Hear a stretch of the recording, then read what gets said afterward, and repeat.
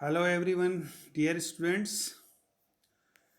Today we shall try to know about John Keats. The poem that we are going to analyze and understand is written by John Keats, and the name of the poem is Ode to Autumn. Friends, this is only the one poem which has been prescribed in your syllabus written by John Keats. Before we go with the poem, we shall try to know something about the poet, as well as I will also give you a gist of the poem Ode to Autumn. Right? So, you know that John Keats is known primarily as one of the most famous romantic poets. We must know that there is a period in English literature which is called as romantic revival, and that period starts from 1770 and up to 1850. That is,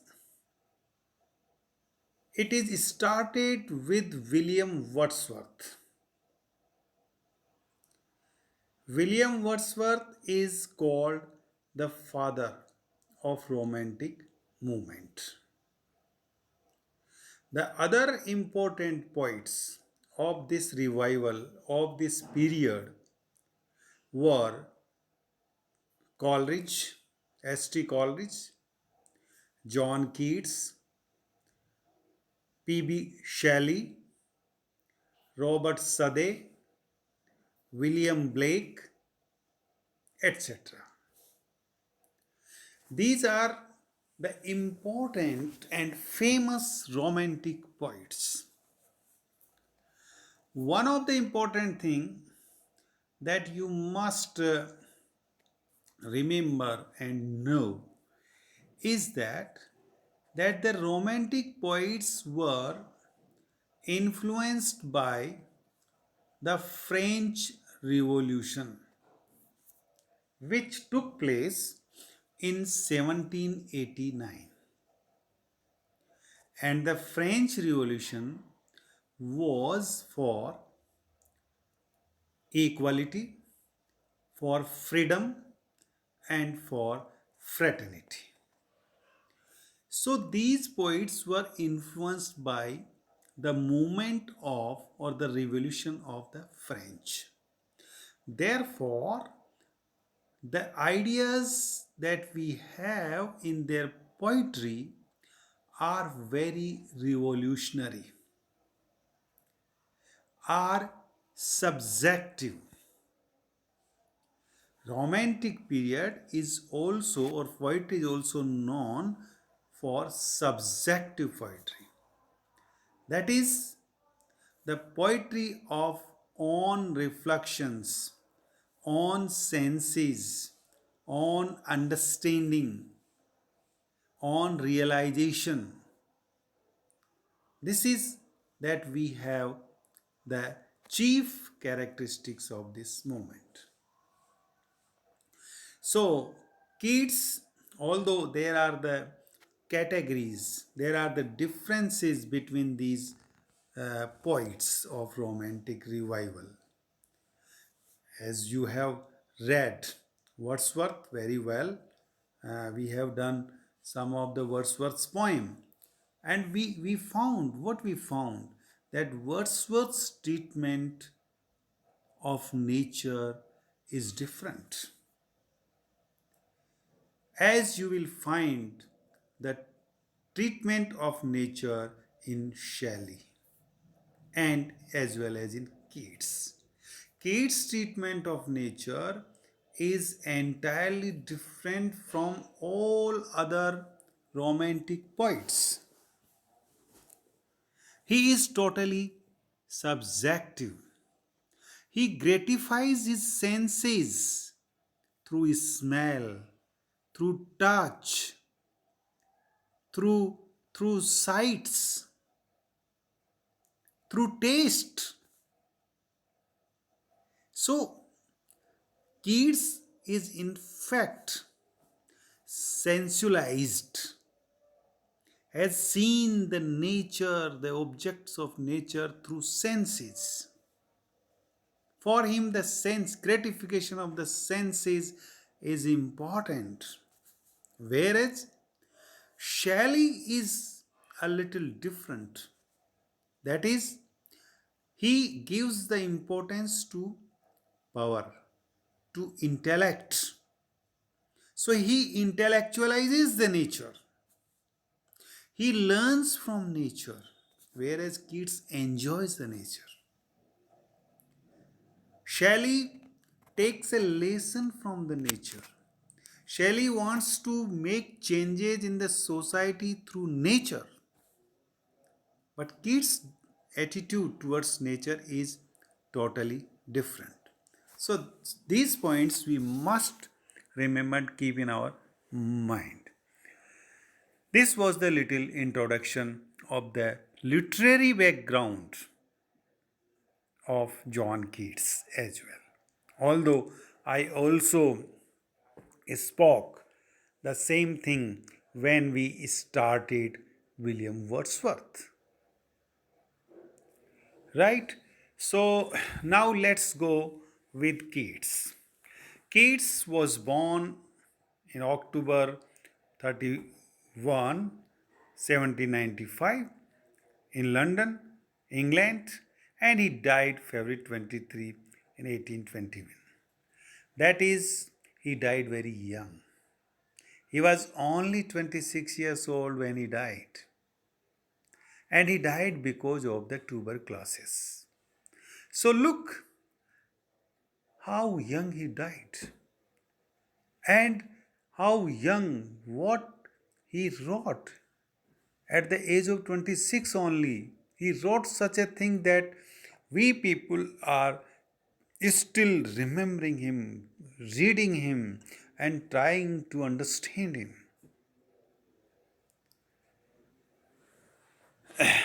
Some critics also claims that if Keats had lived a long or a longer life, definitely he would be he would have been the Shakespeare of English literature. He would be greater than Shakespeare, right? So English romantic lyric poet है ये. He devoted his short life to the perfection of a poetry that is marked by vivid imagery. Imagery is there, great sensual appeal is there, and an attempt to express a philosophy through classical legend. That is, he was also a great lover of Hellenism, that is, of the Greek literature, Greek art. He received relatively little formal education. His father died in 1804. Mother then remarried almost immediately. And therefore, throughout his life, Keats had close emotional ties to his sister Fanny and his two brothers George and Tom. So this is a very short and brief about his life. Now, if we go with the works that he has written so many famous works, and that's why he is known. His primary works uh, were like on first looking into Chapman's Homer in 1816 when he was a student, which was inspired by his exciting reading of George Chapman's classics. So, when he read the translated works of Chapman's Homer, he wrote this poem on first looking into Chapman's Homer. So, translation of Homer wrote Iliad and Odyssey. So, when he read Iliad and Odyssey, how he felt. So, 14 lines, a sonnet is there, written on first looking into Chapman's Homer. Then, Endymion, that appeared in 1818, the famous poem which narrates a version of the Greek legend of love of the moon goddess. Moon goddess के और जिसको Diana भी कहा जाता है, और Artemis जिसको कि सिंथिया किड्स के द्वारा कहा गया है एंडीमियन के लिए, उन दोनों की जो लव स्टोरी है उसका there is a description. And Endymion, who is Endymion, is a mortal shepherd. But Keats puts the emphasis on Endymion's love for the goddess rather than on hers for him. So, that is a kind of love story that he has written, Endymion. And in 1819, all his greatest poetry was written, like Lamia, the Eve of St. Agnes, and all the great odes. Keats is very much well known for his odes, especially for his odes. He has written 6 odes. His important six odes are very important: on indolence, on a Grecian urn, to Psyche, to a nightingale, on melancholy, and the last one to autumn, which is in your syllabus that we are going to analyze. Other two versions of Hyperion of the poem, which are also written in 1819. So the odes are the most distinctive poetic achievement of Keats, and they are essentially lyrical. Ode means lyric, but it is addressed to someone. Ode. So essential lyrical meditation on some subject, and it has some subject or quality that prompts the poet to confront the conflicting impulses of his inner being and to reflect upon his own longings and their relation to wider world around him. All odes were composed between March and June 1819, except to autumn. Autumn was written in September in 1819. So, To Autumn is essentially the record of such an experience, and autumn जिसको हम पतझड़ बोलते हैं, but here Keats gives a different view of autumn. It is seen not as a time of decay that we call patjhad, but as a season of complete ripeness and fulfillment. But Keats here calls it as a complete fulfillment, satisfaction, and ripeness. He sees this season as fully ripe. Fully complete ripeness is there. Complete fulfillment is there. He does not see this season as we see patjhad. That is the shedding of the leaves, or that is a time of decay. Okay. Then there is no more record of Keats' poetic career. The poems like Isabella, Lamia, The Eve of St. Agnes, and Hyperion and Odes, they all were published in famous in 1820 volume, the one that gives the true measure of his powers. Okay. Now definition of ode I have already given to you. That is, it is a poem in exalted praise of something or someone, usually a direct address. And so far in the case of Ode to Autumn, it is personified autumn season. So autumn has been here personified in this poem. And then we have some little background information about writing the autumn season. In a letter to a friend, Keats wrote that the fields of stubble that he saw when walking reminded him of a painting. Stubble का मतलब है जब कि crop की reaping हो जाती है, उसके बाद जो है कि खेत के अंदर, फील्ड्स के अंदर जो स्टबल खड़े रहते हैं, जिनको अपन और भी कुछ नाम से बोलते हैं, जिसको जलाते हैं नष्ट करने के लिए। जो farmers of Punjab and Haryana, they use to fire it, burn it in order to destroy, because it's an obstacle for the next crop. So the poem has a melancholy tone. Keats himself writes, which I too feel during the autumn months, but which in his case is perhaps an indication of the personal problems that Keats was experiencing at the time of writing. So Keats was in a pensive mood in difficult times, and so it's an expression of his own personal feelings. And it was also the last poem he wrote, because circumstances forced him to give up the life of a poet to earn a living. Because living is also important. So 1 year later, the poet died in Rome. So in 1921, he died. So he lived very, very young. He lived very short life. The poem, so far is concerned, it has uh, three stanzas, and in each stanzas we have 11 lines, which describes a progression through the season from the late maturation of the crops to the harvest and to the last days of autumn when winter is nearing. So, the season is before the winter. When the winter approaches, before the winter, we have the autumn season. Imagery, we will have the pictorial quality in this poem. We have the pictures, depiction of the autumn season, how the poet depicts this season, and how the imagery has been used, how the personification has been used by the poet. That is very beautifully and richly depicted. The description of its bounty, its sights and sounds.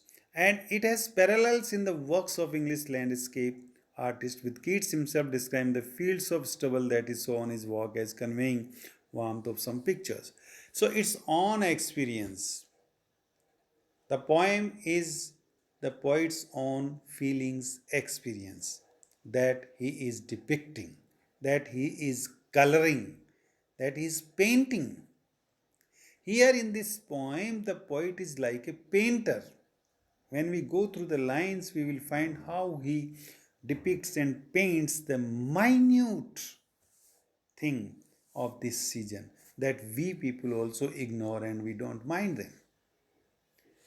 So, this is what we have so far, the introduction of the poet as well as the introduction of Ode to Autumn is concerned. In our next video lecture, we will have the poem, the text of the poem, and we will try to analyze the poem. We have three stanzas. In each stanza, there are 11 lines. Okay, and we will also see the rhyme scheme of this poem, that is totally different, although it is also written in iambic pentameter, that is dum dama dum dum dama dum dum dama dum, that is the rhythm of the iambic pentameter. So we will also see that, and we will analyze the poem in our next lecture. Till then, thank you very much, dear friends, and we will meet very soon. Again, thank you.